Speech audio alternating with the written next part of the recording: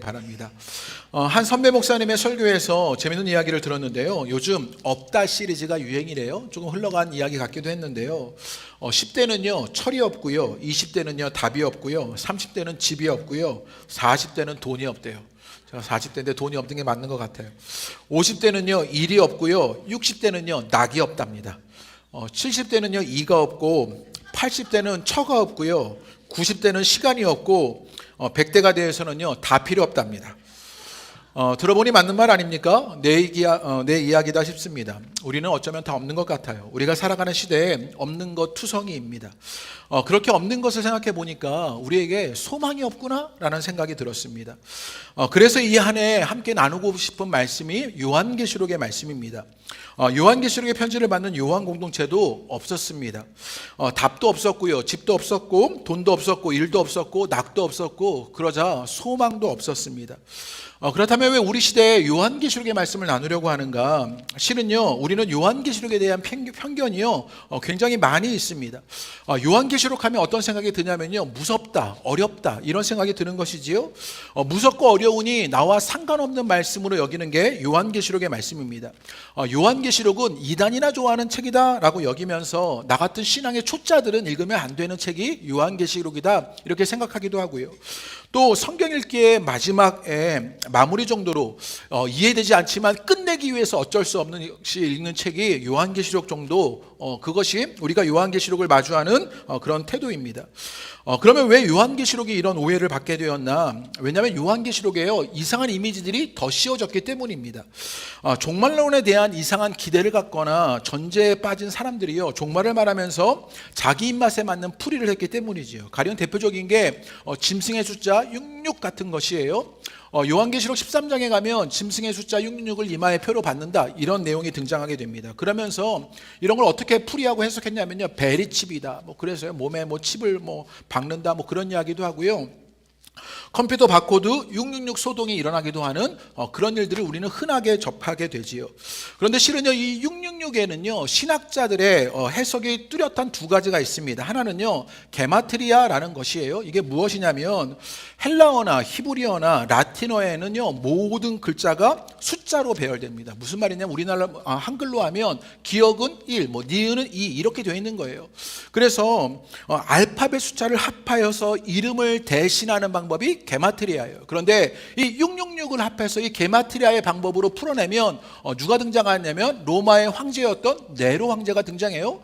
지난주 말씀에 이 요한 공동체가 겪고 있는 핍박이 네로로부터 시작되어 도미티아누스 황제로 이어지는 그런 핍박이었는데, 이 666은요 그런 네로를 상징하는 숫자인 것이지요. 또 다른 하나의 해석은 무엇이냐면 666은요 777, 여러분 성경에서 7은요 완전 숫자잖아요. 그런데 777 3개가 되었어요. 이러면 손톱깎이 이런 거 생각하시면 안 돼요. 개근데요. 안 웃겼나? 제가 잘못했어요. 네, 777 이러면요 삼위일체의 패러디인 것이에요.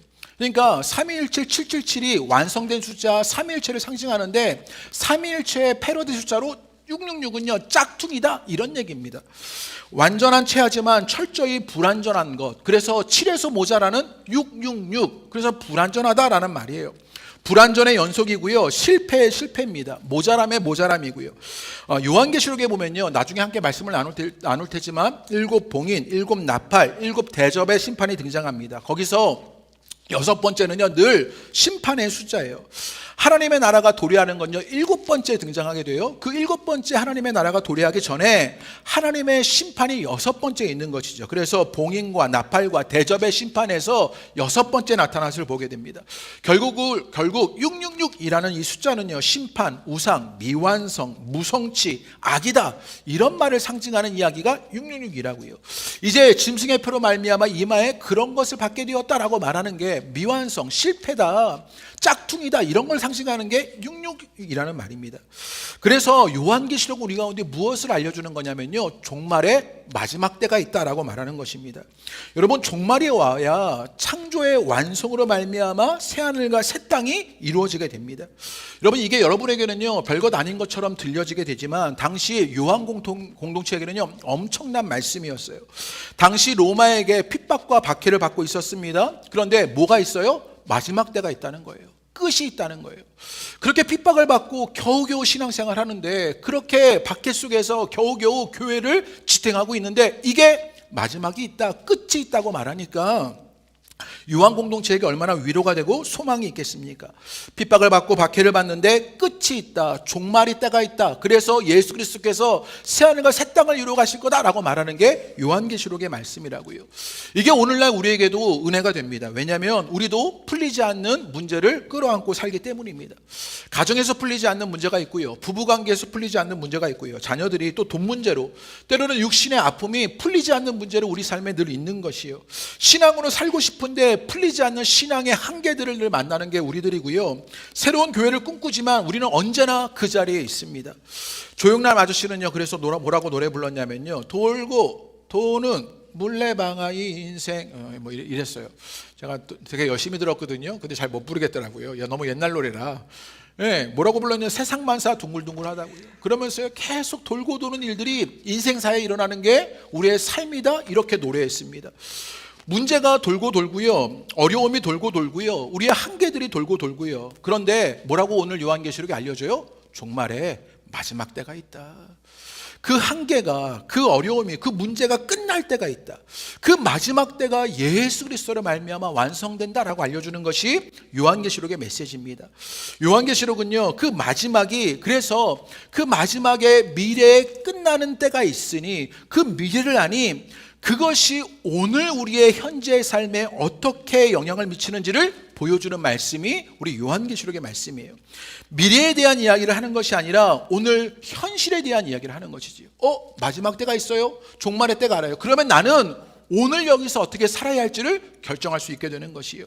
그 마지막 때를 보면서 오늘 우리가 어떻게 순종해야 하는지를 알려주는 것이 요한계시록의 말씀입니다. 그래서 유진 피터스는요, 요한계시록 현실을 새롭게 하는 상상력이라는 책에서, 제가 이 한 해 요한계시록을 설교하게 될 텐데요, 이게 일부에도 제가 발설했는데 영업 비밀을 좀 알려드리면, 제 영업 비밀인데 이 책이 너무 좋아요. 아마 계속 많이 인용하게 될 것 같은 그런 책이에요. 제가 이전에 요한계시록 설교할 때 책을 한 8권 정도 참고하고요, 또 한 2-3권을 더 사서 지금도 참고하면서 책을 한 10권 정도를 삼아서 그렇게 설교를 준비하고 있는데, 요번에 새롭게 이 유진 피터슨의 요한계시록 현실을 새롭게 하는 상상력이라는 책을 그렇게 봤는데 이 책이 너무 좋더라고요. 다행인 건 그래도 여러분이 안 읽으셔서요. 그래서 영업 비밀을 알려드리지만 제가 계속 써먹을 수 있는 그런 재미가 제게 있습니다. 유진 피터슨이 뭐라고 말했냐면요, 이런 말을 했어요. 요한계시록 몇 구절이 아드레날린처럼 나의 신앙의 동맥 속으로 밀려들기 시작하면서 나는 어느새 온통 생기를 되찾게 된다, 이렇게 말했어요. 나의 신앙에 생기를 불어넣는 아드레날린 같은 역할을 뭐가 했냐면 요한계시록이 했다고요. 끝이 나는구나, 이게 내 문제가, 한계가, 내 어려움이, 내가 풀지 못하는 그 일들이 끝이 있는 일이구나, 예수 그리스도를 말미암아 이루어지고 완성되는 데가 있구나, 그것을 알게 되니까 요한계시록을 말미암아 생기가 생기고 아드레날린이 솟구친다, 이렇게 말합니다. 여러분, 이 아드레날린이 솟구치는 경험들 해보셨습니까? 축구 좋아하시는 분들은 축구할 때 골을 딱 넣으면요, 머리에 번쩍번쩍 막 불이 들어오면서요, 아드레날린이 솟구치고요. 낚시 좋아하시는 분들은요, 돌돔 4자를 딱 걸면요, 딱 막 당기면서요, 그러면서 아드레날린이 솟구치고요.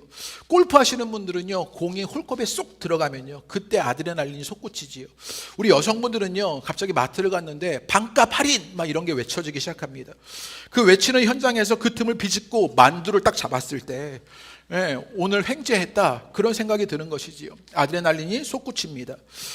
오늘의 우리의 삶에서도 그 아드레날린을 솟구치게 하는 책이 무엇이냐? 요한계시록의 말씀이라고요. 게다가 요한계시록은요, 시적 언어와 상상력을 자극시키는 이미지 언어들로 가득 차 있습니다. 이게 왜 중요하냐면요, 우리 신앙은요, 당연하게 여기는 것들이 너무 많아요. 그래서 상투적으로 느껴지지요. 가령 우리 신앙에 창조나 구원이나 하나님, 예수님, 성령님, 교회, 세상, 마귀 같은 뻔한 내용들이 있습니다. 그런데 그런 상투적이고 당연시 여기는 것들이요, 이 요한계시록의 시적 언어와 이미지 언어를 통해서 이게 실제를 경험하게 되는 은혜를 누리게 된다고요. 다르게 표현되는 그 언어들, 그 다르게 표현되는 이미지를 통해서 그 신앙의 당연하고 상투적인 내용들이요, 그 권태를 떠나는 일들을 만나는 것이에요. 신앙을 재음미하게 됩니다. 우리가 늘 먹었던 것을요, 그제서야 이 맛을 알았다, 뭐 그런 거 있잖아요. 그런 것처럼요, 신앙의 재음미가 일어나는 것이 요한계시록의 책입니다. 여러분, 제가 설교를 준비하다가 도저히 풀리지 않을 때가 있어요. 그러면 제가 어떻게 할 것 같으셔요? 자료를 찾으러 더 책을 뒤지거나 눈을 감고 깊이 묵상하거나 기도하거나 그럴 것 같으십니까? 실은요, 그렇지 않아요. 제가 어떻게 설교가 풀리지 않으면 정말 어떻게 하냐면, 낮에는요, 이 교회 앞에 백양공원이 있거든요. 백양공원을 가서 걸어요. 그리고 밤에는요, 걸을 수가 없으니까 어떻게 하냐면, 밤에는요, 화장실을 갑니다. 화장실을 가면서 소변을 보면서 생각을 해요. 그러면요, 창조적인 생각이 떠오르게 되는 것이지요. 제가 왜 이런 이야기를 하냐면, 이미지 언어가 있고요, 그리고 우리 가운데 시적 언어들이 있어요. 상투적이고 당연히 여겼던 그것들을요, 다르게 보는 눈들을 제시하는 그것들을 통해서 그것이요, 이제 실제의 경험들로 오는 일들을 만나게 된다고요. 우리가 그런 당연함과 상투적성에서 신앙의 권태를 느낍니다. 그런데 요한계시록이 우리 신앙을 새롭게 합니다. 우리가 신앙의 권태에 빠지는 거 너무 친숙하니까 우리의 감각이 무뎌졌기 때문이라고요. 그 무뎌진 감각을 깨우는 것이 시적 언어와 이미지 언어의 요한계시록입니다. 유진 피터스는요, 그래서 이렇게 말했습니다. 제가 읽어드리지요. 나는 지식을 더 얻기 위해서가 아니라 상상력을 소생시키고자 요한계시록을 읽는다, 이렇게 말했어요. 그래서 우리의 요한계시록을 읽으면 우리의 상상력이 소생되는 일이 있다고요. 여러분의 신앙의 상상력은 늘 우리의 현실의 눈에 갖춰져 있잖아요. 그런데 요한계시록이 보여주는 그 예수 그리스도께서 이루시는 세계를 볼 때 우리의 영적인 상상력이 소생되는 은혜가 있게 되는 것이에요. 이 안에 그 은혜를 누리시게 되기를 주님의 이름으로 축복합니다. 이 안에 요한계시록을 통해서 풀리지 않는 현실에서, 신앙의 아드레날린이 솟구쳐 신앙의 권태에서 다시 실제를 경험하게 되고요, 신앙의 상상력이 소생되어서 오늘을 순종하게 살게 되는 은혜가 있게 되시기를 주님의 이름으로 축복합니다. 그렇다면 오늘 1절에서 3절까지 주시는 메시지가 무엇이냐? 여러분, 오늘 이번 주 금요 성령 집회에서 시편의 시인들이요, 95편에서 이런 표현을 했어요. 구원의 반석이다, 이런 말을 했어요. 주님이 구원의 반석이 있어서 그 주님의 반석을 향하여 즐거이 외치자, 이런 이야기를 했던 것이지요. 여러분, 시인들이요, 시편에서 이런 말을 할 때 이런 말을 이해하려면 어떤 이해를 갖고 있었냐면, 이 구원의 반석이라는 말을 할 수밖에 없는 구체적인 상황이 그들의 삶에 있었다는 것을 전제한 이야기입니다. 그래서 시편 40편에 보면요, 기가 막힐 웅덩이와 수렁에서 끌어올리셨다, 이렇게 말해요. 구체적인 상황이 무엇이었냐면, 기가 막힌 웅덩이와 수렁에 빠진 일이 있었다고요. 그런데 그들을 이제는 발을 반석 위에 두시는 일이 있었어요, 주님께서. 그러자 주님을 구원의 반석이라고 말하면서 그 구원의 반석을 향해서 즐거이 외치자, 찬양하자 말하는 것이 시편 95편의 말씀이었습니다. 그 구체적인 정황이 있는 것 우리가 기억해야 하는데, 실은 이 사도 요한의 공동체도 그랬습니다. 예를 들어 우리가 지난주 말씀을 통해서 이 요한계시록의 배경이, 이 요한 공동체가 로마 제국에 의해 큰 핍박과 박해를 받았다는 사실을 잘 알죠. 실은 구체적으로 어떤 일이 있었냐면요, 당시는요, 로마 황제를 주라고 불러야 하는 그런 로마 황제의 중심 정책들이 있었습니다. 그런데 기독교인들은요, 로마 황제를 주라고 부를 수가 없었어요. 오직 예수님만 주라고 불렀던 것이죠. 그래서 그 명령을 거절합니다. 그러면 어떤 일이 생겼냐면, 당시 길드가 있었어요. 상인 협동조합입니다. 그 상인 협동조합에 들어가지 못해요. 그러면 경제적인 활동을 할 수가 없는 거죠.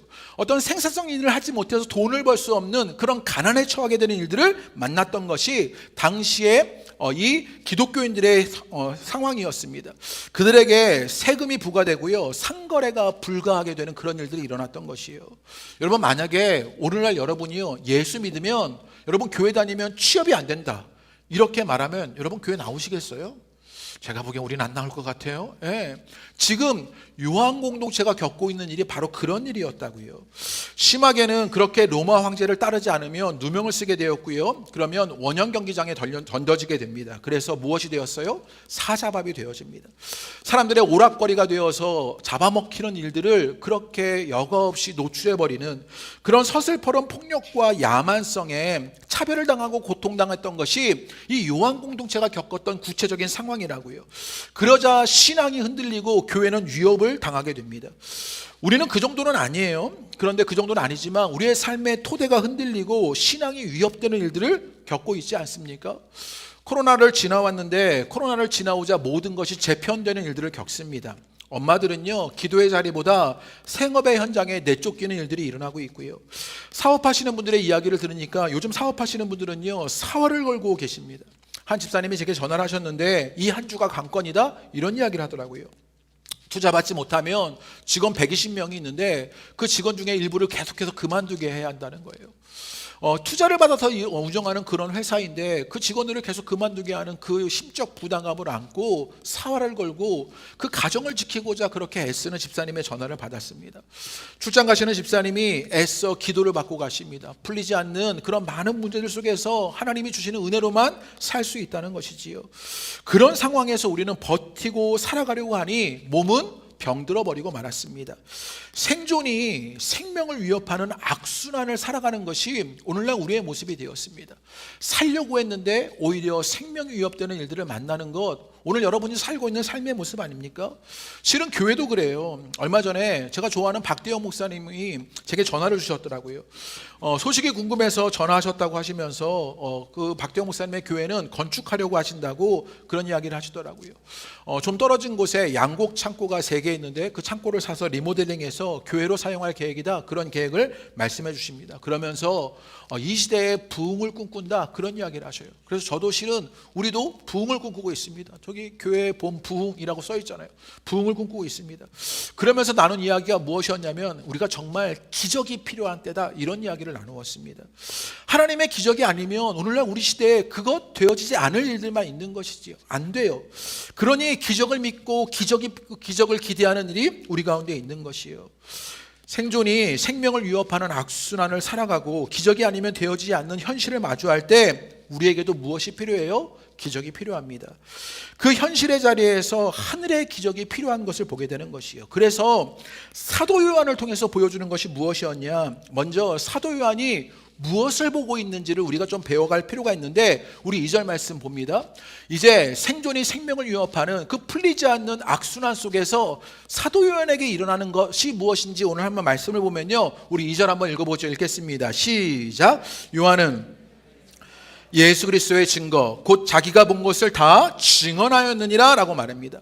지금 사도 요한은요, 그 피비린내 나는 그 시절에 지금 어디에 있냐면 유배지인 반모섬에 있었습니다. 그런데 그때 하나님의 말씀이 있었던 거예요. 이게 중요한데요.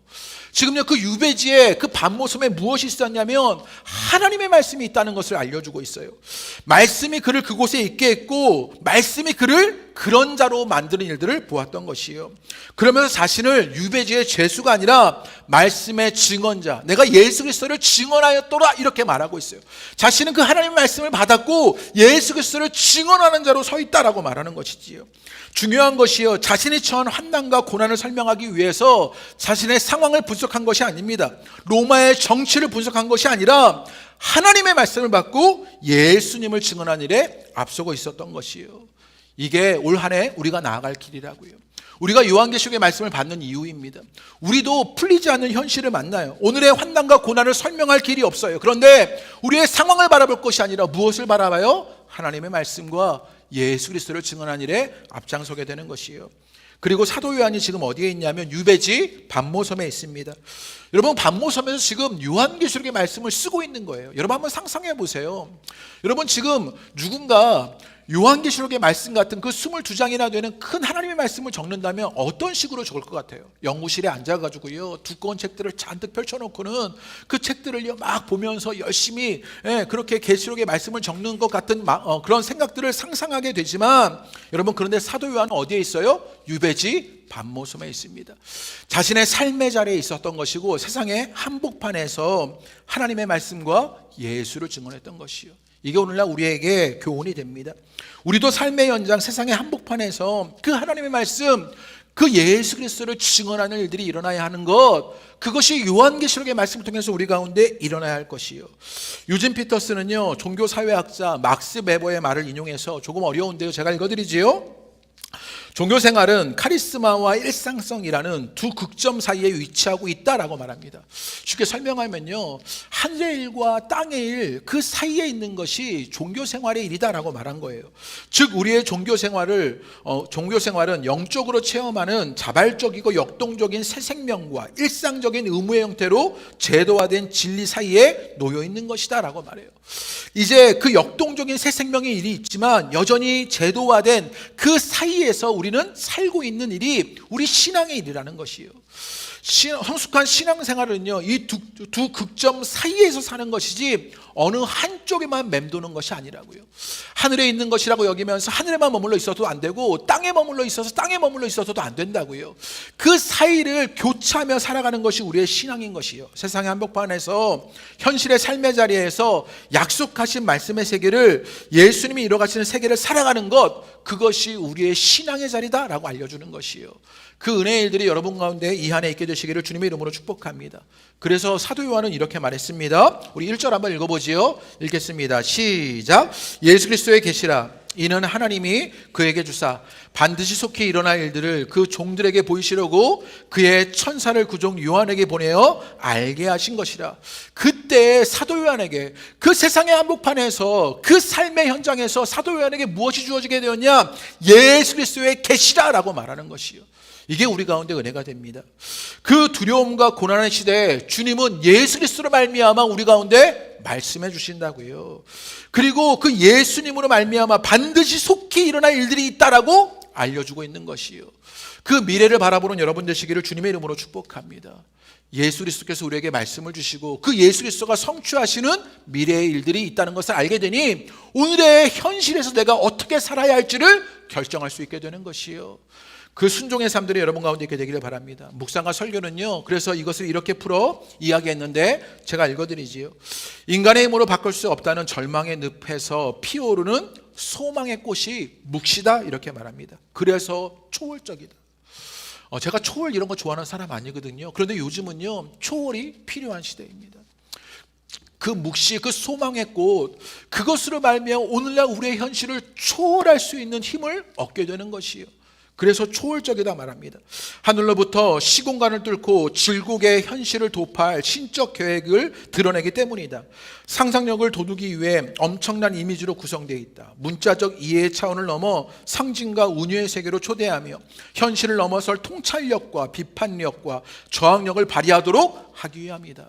우리가 요한계시록의 말씀을 통해서 초월의 일들을 누리게 되고 그 예수 그리스도의 계시, 하나님의 말씀이 우리 가운데 주어지게 되자 이제 그 예수 그리스도로 이루실 세계를 알게 됩니다. 그러자 현실을 넘어설 통찰력, 비판력, 저항력이 발휘되는 일들이 있게 되는 것이에요. 이 안에 여러분 가운데 그런 은혜가 있게 되시기를 주님의 이름으로 축복합니다. 예수 그리스도를 통한 기적이 우리에게 있습니다. 소망이 없는 현실의 삶에서 생존이 생명을 위협하는 악순환을 살아가게 되었을 때 여러분에게 예수님이 말씀하여 주십니다. 그리고 그 예수님이 이뤄 가실 것입니다. 이 말씀과 그림이 우리 삶에 아드레날린이 되고 소망의 꽃이 되기를 주님의 이름으로 축복합니다. 설교가 끝난 줄 알았지요? 아니요. 아직 4장이나 더 남았어요. 다들 놀라셨는데요. 이런 배경 속에서 한 해 교회의 방향과 목회의 계획을 좀 나누려고 합니다. 주님을 바라봄이 봄이 되는 일들을 함께 방향을 가지고 나아가게 되었을 때 그 목회의 방향이 무엇인지를 여러분에게 좀 구체적으로 알려드리려고 합니다. 그리고 그러면서 작년에 한 해 동안 또 몇 년 전의 일들까지 그간의 수고와 열매에 감사하는 말씀을 여러분께 나누려고 합니다. 제가 2주를 품어서 그렇게 적었는데요. 적다 보니 4장이 되었어요. 그래서 여러분에게 빠르게 좀 읽어드릴게요. 읽으면서 여러분에게 함께 나누고자 합니다. 먼저 감사 인사를 드리려고 합니다. 작년 한 해 연대 공동체로 모두가 잘 버티고 지키고 참아주시고 함께 해주셔서 감사합니다. 작년에 가장 큰 이슈는 연대였는데 연대는 끝난 것이 아니라 이후로도 만들어 가야 할 일입니다. 제가 호선학교에 담임 목사가 되었을 때 그 다음 주에 했던 설교가 무엇이었냐면 세습마저도 아름다운 일이 되도록 만들어 간다는 숙제가 있다는 말이었습니다. 그리고 10년이 흘러 우리는 이 숙제를 계속해 왔습니다. 명쾌하게 다 풀린 것은 아니지만 세습을 문제 삼는 단체와 사람들에게 질문이 되는 정도는 되었습니다. 연대도 마찬가지입니다. 실패나 반쪽짜리 성공이 아니라 이 연대가 아름다운 일이 되어가도록 만들어가는 숙제가 우리에게 남아 있습니다. 그 숙제를 긴 관점과 안목으로 함께 풀어가게 되기를 부탁드립니다. 그 숙제의 시작을 이끌어주신 목회위원회와 사역위원회, 그 씨앗의 모든 가족들께 감사를 드립니다. 사역위원회는 평신도 중심 사역으로서 적극적인 손과 발이 되어주셨고, 목회위원회는 공동체적 의결을 담당하는 고민하는 공동체가 되어주셨습니다. 이 두 위원회를 이끌어주신 두 승훈 집사님께 감사를 드립니다. 또 어려운 공동의회를 능숙하게 이끄신 공동의회장 우리 조미경 원사님께도 감사를 드립니다. 청년위원으로 부담스러운 교회 고민에 뛰어들어 주었던 우리 방지수 이찬희 청년에게도 감사를 드립니다. 교회는 조직 개편으로 여러 과정을 거치고 오늘에 이르게 되었습니다. 미숙한 부분들도 있었지만 정관을 만들고 조직을 개편하고 목장을 세우고 이런 자산 위에 오늘의 교회가 있고 내일의 교회가 되어집니다. 그 과정에 함께 하신 모든 분들께 감사를 드립니다.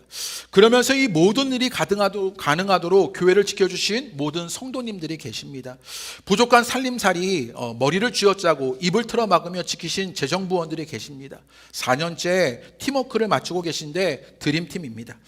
그리고 중보기도팀이 있었습니다. 교회를 기도하는 집으로 만들어 가시며 교회의 본질을 지키고 계십니다. 감사드립니다. 그리고 작년, 재작년 조직 개편을 통해서 목장이 교회의 바탕이 되는 시작이었습니다. 그리고 그 열매로 주보를 보면 18개의 목장이 생겼습니다. 이제 목회적인 디렉션을 주지 않았는데도 서슴없이 목장 모임을 시작하는 목장 리더들이 세워졌습니다. 그 시작을 안 보이는 곳에 섬겨주신 박연희 권사님과 모든 목장 리더분들께 감사를 드립니다. 어려운 살림살이에도 꾸준한 구제사업은 계속되었습니다. 특별히 매월 반찬봉사로 어르신들과 홀로 계신 분들을 섬기신 여전도회에게 진심으로 감사드립니다. 한결같은 모습으로 겸손한 태도로 교회를 자랑스럽게 만드신 분들입니다. 실은 보이지 않는 곳에서 섬기시는 분들이 더 많습니다. 토요일 교회 계단을 즐겁게 청소하시는 김은규와 아이들이 있고요. 말도 안 듣고 고집스럽게 쓰레기와 주변을 정리하는 김조아 집사님으로 우리 교회는요 청소업체에게도 칭찬을 받는 교회가 되었습니다. 우리 옹권사님은 이름도 없이 빛도 없이 강대상을 꾸미시고 꽃꽂이를 우아하게 담당해 주십니다. 절기마다 바뀌는 센스 있는 스토리요. 바로 요거예요. 네, 이게 또 바뀐 거예요. 지난주는 하얀색이었는데 이게 절기 때마다 바뀌고 있는 거예요. 옹권사님이 이름도 없이 빛도 없이 이것을 해주고 계셔요. 이걸요 개척교회들이 그렇게 부러워해요. 자기들도 만들어 달라고요. 그렇게 요청해서 만들어주고 있습니다. 생방송으로 방송하는 방송팀 안희욱과 친구들에게도 감사드립니다. 뜨거운 열정으로 대형교회 못지않은 방송의 퀄리티를 가지고 있습니다. 미래 방송팀이 어떤 활약이 있을지 더 기대가 됩니다. 찬양팀에게도 감사합니다. 이름도 없는 찬양팀을 기쁨으로 섬겨주신 인도자, 싱어들과 연주자분들, 그동안 음악성 없는 목사에게서 고난을 당하시다가 이제 물을 만나셨습니다. 예배의 수준을 높여주시는 찬양팀 그리고 반주자분들께도 감사를 드립니다. 특별히 일부 반주하는 방지의 청년, 문상인 백수진 집사님, 모르시는 분들도 계시지만 정유 집사님도 반주를 하고 계십니다. 모두 감사를 드립니다. 또 수요일 홀로 고독한 싱어로 예배를 섬기시는 정향수 집사님 대단하십니다. 감사합니다. 성가대에도 감사를 드립니다. 성가대장으로 성가대원을 먹이신 서금석 집사님, 코로나 이후 성가대를 회복하느냐 애쓰진 성가대원들, 15년차 성가지 하신 우리 노인규 집사님에게도 감사를 드립니다. 2023년 마음고생하신 교사분들께도 감사를 드립니다. 이제 선교지가 되어버린 교육부서에서 썩어지는 미랄이 되어 계셨던 모든 교사분들은 이 땅의 미랄이십니다. 그 미랄로 열매 맺어질 생명을 기대하게 됩니다. 또 모르시지만 안 보이는 곳에서 성만찬을 준비하고 안내하고 주차장을 청소하고 예배 자리를 지켜주신 모든 성도님들께 감사를 드립니다. 특별히 함께 해주시는 씨앗의 모든 식구들에게 감사를 드립니다. 쉽지 않은 과정에 미덥지 않지만 자신을 걸어서 함께 해주시는 분들 덕분에 힘을 낼 수가 있었습니다. 이 모든 과정을 통해 개인적으로 겸손을 배우고 식어가는 사랑이 꿈틀거리기 시작했습니다. 함께 비를 맞아주시는 분들로 오늘을 걸어갈 힘을 얻습니다. 그 연대의 정신에 공교의 됨을 묵묵히 이뤄가는 분들께 진심으로 감사를 드립니다. 제가 1부 때도 얘기했는데요. 이쯤 되면 원래 막 박수가 나와야 되는 거거든요. 그래서 막 여러분들이요 박수를 계속 치면 어쩌나? 제가 실은 이런 고민을 했었어요. 그런데 1부 때도 안 그러시고 2부 때도 안 그러시고 마음이 강팍하셔요. 네, 그 강팍한 마음을 좀 성령님으로 요한계시록의 말씀으로 녹여내시기를 바랍니다. 제가 계속 읽지요. 목회자 공동체에게 감사를 드립니다. 목회의 가장 큰 고민이 목회자였는데 이제 드림팀이 모였습니다. 3시간을 회의해도 지치지 않고 일주일에 5번을 회의해도 지루하지 않은 팀을 만났습니다. 기대어 응석 부릴 수 있는 송명수 목사님은 한참 동생뻘 되는 목사도 앞세워 주시는 어른이십니다. 또 응석을 부리는 임 목사님은 모든 경계를 무장해제시키는 사랑꾼입니다. 이분들과 7개월을 같이 보냈는데 7년쯤 같이 보낸 것 같은 농도가 생겼습니다. 목회의 전우들입니다. 우리 김경란 전사님의 섬김은 한결같이 따라갈 수가 없습니다. 그분의 섬김을 따라가다 저는 조금씩 목사가 되어가고 있는 것을 배우고 있습니다. 이름이 불려지지 않아 서운한 분들도 계시겠지만 이해해 주시고 모든 분들께 감사를 드립니다. 한 분 한 분 사랑과 섬김으로 그렇게 지나보니 달라지는 교회의 모습을 매년 만나고 있습니다. 그리고 이 모든 과정에 우리와 함께 해주신 주님께 감사를 드립니다. 네. 이제 좀 합의 맞기 시작했어요. 이제 2024년 달라지는 교회의 길을 여러분에게 소개하고자 합니다. 들으시는 일들이 다 이루어지지 못할 수도 있지만 방향을 전하고 한 걸음 한 걸음 나아가려고 합니다. 들으시면서 올 한 해의 그림이 여러분 머릿속에 그려지는 일들이 있게 되기를 바랍니다. 올해의 표어는 봄입니다. 구호로 주님을 바라봄이 봄이다로 정했습니다. 주님을 바라보는 한 해로 교회의 봄, 신앙의 봄을 이끌려고 합니다. 이것을 위해 몇 가지 중점적으로 시행하고 있는 사역이 있습니다. 첫 번째는요, 주님을 보는 예배입니다.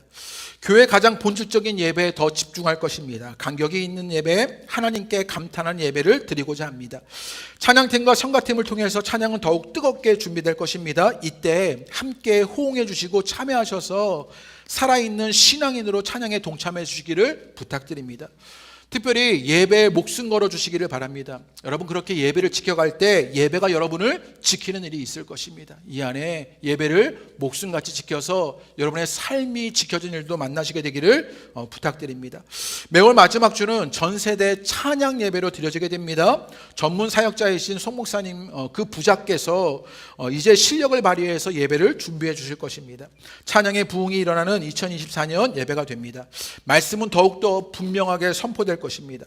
금요 다락방 기도회는 금요 성령 집회로 기도합니다. 기도를 잃어버린 시대에 신앙에서 기도와 찬양이 역동성을 얻는 시간이 되고 금요일 저녁 청년들이 함께 할 수 있도록 준비해 가려고 합니다. 특별히 교회 리더들, 안수 집사님들, 권사님들, 남성분들 중심으로 그렇게 교회의 중심을, 기도의 중심을 잡아주시기를 부탁드립니다. 기도가 여러분 자신뿐만 아니라 모두를 살리는 길이 됩니다. 수요성 예배는 이웃에게 열린 예배로 눈높이를 조절하여 부담스럽지 않게 다른 분들을 초대할 수 있는 예배로 그 모습을 되찾아갈 것입니다. 특별히 분기별로 넌 디지털 예배를 드리려고 합니다. 디지털 문화의 문제를 인식하고 디지털 문화의 우리 신앙을 지킬 수 있는 예배를 분기별로 한 번씩 넌 디지털 예배로 드리려고 합니다. 교회 중점적인 사역 두 번째로요, 미래를 보는 교육을 함께 합니다. 교회의 미래가 암울합니다. 그래서 교회의 미래에 교회에 많은 에너지를 쏟으려고 합니다. 먼저는 30대, 40대에게 집중합니다. 교회 중간 세대가 사라지면서 교회 학교도 무너지고 말았습니다. 삶의 분주함과 부담으로 신앙에서 멀어진 30, 40대를 돕고요. 진리뿐만 아니라 실리로도 도움을 얻을 수 있는 신앙생활과 교회 생활을 만들어 가려고 합니다. 또 교회의 청년 세대에게 집중합니다. 교회에 재적으로 등록된 청년이 59명입니다. 그 가운데 3분의 1가량만 교회에서 활동 중입니다. 이들이 신앙을 회복할 수 있도록 청년 목장에 참여하고 싶은 공동체를 만들어 가려고 합니다. 청년 리더들이요, 원더풀 청년 목장이라는 이름을 지었습니다. 신앙 공동체로 정체성을 분명히 하고 말씀의 훈련과 공동체의 즐거움이 계속되는 청년의 목장을 만들어 가려고 할 때 여러분 응원해 주시고 기도해 주시기를 부탁드립니다. 그렇다고 기존의 세대가 소외되는 것은 아닙니다. 여러분들이 지켜주시고 함께 해주셔야 교회의 미래가 있습니다. 이를 위해서 신앙의 재교육을 위한 성경교육이 기본 커리큘럼으로 그렇게 제작되어서 진행하려고 합니다. 그 일들에 여러분 또 많이 참여해 주시기를 부탁드립니다. 어린이부와 청소년부는요 3년의 로드맵을 가지고 준비하고 있습니다. 가정에서 공동체가 함께 신앙교육할 수 있는 체제로의 변화를 위해서 올해는 먼저 부모 공동체를 시작해 보려고 합니다. 그래서 교육부에서의 지원 공동체로서의 부모 공동체를 그 첫 단추를 시작합니다. 교회 중점 사역 가운데 세 번째로 관계의 봄 목장이 있습니다. 18개의 목장이 시작되었습니다. 고무적인 것은 벌써 목장별로 성경 읽기가 시작된 것입니다. 작년부터 성경 읽기를 마친 목장이 많이 생겨났습니다. 좋은 리더들이 앞장서서 목장을 이끌어주기 시작했습니다. 또 부리더들이 준비되고 있습니다. 사람이 좋아서 시작한 목장이 예수님이 좋아서 모이는 목장으로 목장은 교회의 바탕이 될 것입니다. 다양한 목장에 출연한 길도 만들어 드리려고 합니다. 뜨개질 목장, 반려견 목장 등등 취미와 관심으로 생기고 사라지는 자연스러운 목장의 생태계를 만들어 가려고 합니다. 이를 위해서 가장 중요한 것은 목장의 리더분들이십니다. 목장의 리더들이 잘 사역할 수 있도록 지원하고 돕고 자긍심이 생기도록 세워드리려고 합니다. 목장 리더 워크숍이나 탐방, 재충전의 시간을 준비하고 있습니다. 특별히 목장 리더를 돕는 것은 여러분이 목장 리더들에게 반응해 주시는 것입니다. 여러분, 목장 리더들이 가장 상처를 받을 때가 언제냐면요, 카톡을 했는데요, 일십을 당할 때입니다. 그럴 때 여러분, 카톡 중에 제일 무서운 게 일십입니다. 여러분이 반응해 주셔야 목장 리더들이요 더 적극적으로 사용할 수 있게 됩니다. 아멘이라도 넵이라고 답을 달아주시는 반응이 우리 목장 리더들을 춤추게 할 것입니다. 더불어 목장 모임에 시간을 만드시고 마음을 개방하시게 되기를 바랍니다. 더 자신을 개방하지 않으면 은혜가 들어가지 못하고 사랑도 누리지 못합니다. 목장 안에서 여러분의 시간을 누리시고 시간을 들이시고 마음을 개방하시는 일들이 꼭 있게 되기를 부탁드립니다. 네 번째로 교회 중점 사역, 교회 보험, 부흥을 꿈꿉니다. 저출산으로 사회가 어떤 사회적 비용과 위기를 겪는지 너무나 잘 알고 계실 것입니다. 교회도 마찬가지입니다. 영적 저출산이 교회를 위태롭게 만들고 있는 중입니다. 그래서 2024년에 교회는요, 생명을 잉태하는 교회로 나아갑니다. 특별히 교회에 정착하지 못하는 주변 분들이 찾는 교회로서 우리 교회가 대안이 되어서요, 그분들을 초대하고 함께하는 교회가 되고자 합니다. 특별히 3월 31일이 부활절입니다. 부활절에 전도축제를 계획하고 있습니다. 가족 중에, 자녀 중에, 이웃 중에 복음이 필요하고 교회가 필요한 분들을 초대해서 예배를 드리고 전도합니다. 복음을 전하는 일이 여러분의 신앙도 살립니다. 복음을 전할 때 그 메시지의 첫 대상은 자기 자신이 됩니다. 복음을 전할 때 자신도 살아나는 경험을 하시게 될 겁니다. 그냥 교회 나와라가 아니라 여러분이 만난 예수님을 증언할 수 있는 이야기를 준비해서 주변의 세상들을 살펴보시는 일들이 지금부터 시작하시게 되기를 부탁드립니다. 계속해서 선교와 구제는 이어질 것입니다. 올해 기회가 되면 2명의 파송 선교사님을 찾아뵙는 계획도 생각해 보고 있습니다. 보내는 선교에 머물지 않고 참여하는 선교로 선교사님과 함께 하게 됩니다. 구제는 교회 안에뿐만 아니라 교회 밖으로 사회에 돌봄이 필요한 곳으로 찾아가 교회의 책임을 다하는 일들을 계속할 것입니다. 이 모든 사역이 일이면서 일은 아닙니다. 나를 위해서, 공동체를 위해서, 하나님의 나라를 위한 일이 될 것입니다. 때로는 힘들기도 하겠지만 재미나고 보람이 되고 의미가 되는 날들이 될 수 있도록 만들어가기를 바랍니다. 그렇게 한 해 잘 살아보고 잘 어울려보고 좋았다, 기뻤다 할 수 있는 그런 한 해가 되었으면 좋겠습니다. 이 모든 일들이 여러분을 위한 일들이고 우리 모두를 위한 일이고 하나님의 영광을 위한 일들입니다. 2024년 모두가 주님을 바라봄으로 봄을 살아가시게 되기를 주님의 이름으로 축복합니다. 네.